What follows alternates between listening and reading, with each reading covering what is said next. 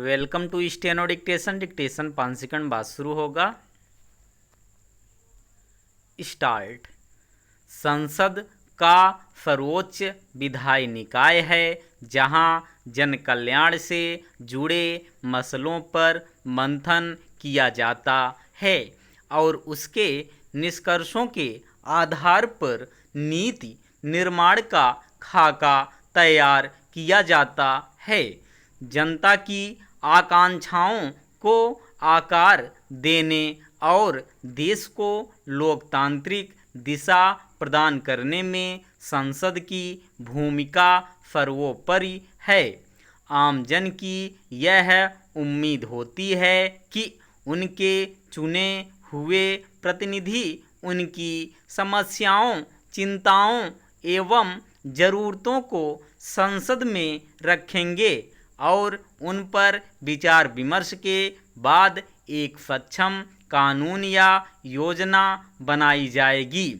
मगर जब संसद में व्यापक चर्चा के बिना ही किसी विधेयक को पारित कर कानून की शक्ल दे दी जाए तो उसकी समग्र व्यावहारिकता और सार्थकता पर सवाल उठना स्वाभाविक है। संसद के मानसून सत्र में अब तक ऐसी ही स्थिति देखने को मिली है। हाल ही में विद्यार्थियों के आंदोलन से निकले लोक परीक्षा अनुचित साधन निवारण संशोधन विधेयक 2026 को व्यापक चर्चा और सुझावों के बिना ही पारित कर दिया गया और सोमवार को 2 अन्य विधेयकों को भी इसी तरह से मंजूरी दे दी गई। अहम सवाल यह है कि संविधान में संसद सत्र आयोजित किए जाने की जो व्यवस्था की गई है, क्या उसका मूल उद्देश्य पूर्ण हो पा रहा है? अगर किसी कानून या योजना को सक्षम एवं कारगर बनाने में विपक्ष की कोई भूमिका न हो तो संसद की प्रासंगिकता क्या रह जाएगी?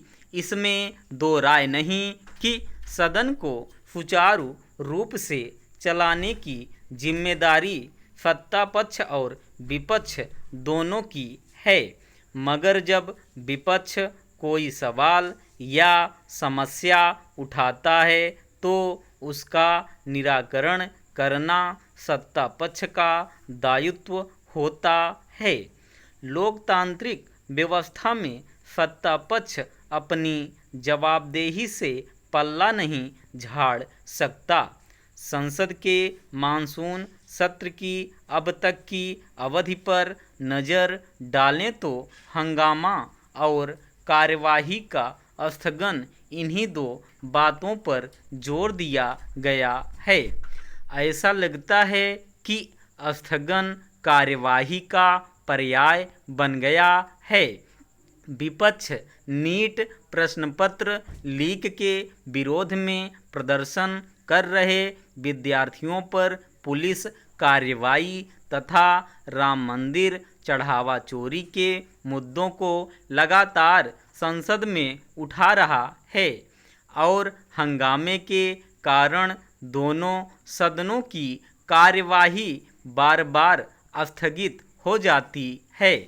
इस बीच महत्वपूर्ण विधेयक भी व्यापक चर्चा के बिना ही पारित हो जाते हैं। संसद में बने इस गतिरोध को दूर करने के बजाय आरोप प्रत्यारोप के जरिए एक दूसरे को जिम्मेदार ठहराया जा रहा है। विपक्ष का कहना है कि सरकार उनकी मांग को नज़रअंदाज कर लोकतंत्र पर प्रहार कर रही है, तो सत्ता पक्ष का दावा है कि विपक्ष जानबूझकर सदन की कार्यवाही में व्यवधान उत्पन्न कर रहा है। इसी का नतीजा रहा कि लोकसभा में उच्चतम न्यायालय न्यायाधीश संख्या संशोधन विधेयक 2026 और राज्यसभा में सूक्ष्म, लघु और मध्यम उद्यम विकास संशोधन विधेयक भी विस्तृत चर्चा के बगैर ही पारित कर दिए गए। ऐसे में यह सवाल महत्वपूर्ण है कि संसद में अपेक्षित कामकाज न होने से उसके कीमती समय और धन की जो बर्बादी हो रही है उसके लिए कौन जिम्मेदार है? क्या यह दोनों पक्षों का दायित्व नहीं है कि गतिरोध को खत्म करने के लिए व्यावहारिक तौर पर गंभीरता से प्रयास किए जाएं, ताकि जन सरोकार से जुड़े मसलों पर सार्थक चर्चा और मूल्यवान सुझावों के आधार पर नीतियों का निर्माण किया जा सके। किसी भी समस्या का हल सरकार की प्राथमिकता में होना चाहिए, फिर चाहे संसद में गतिरोध हो या सड़क के रास्ते सत्ता के गलियारों में पहुंचने वाली मांग हो। स्टॉप।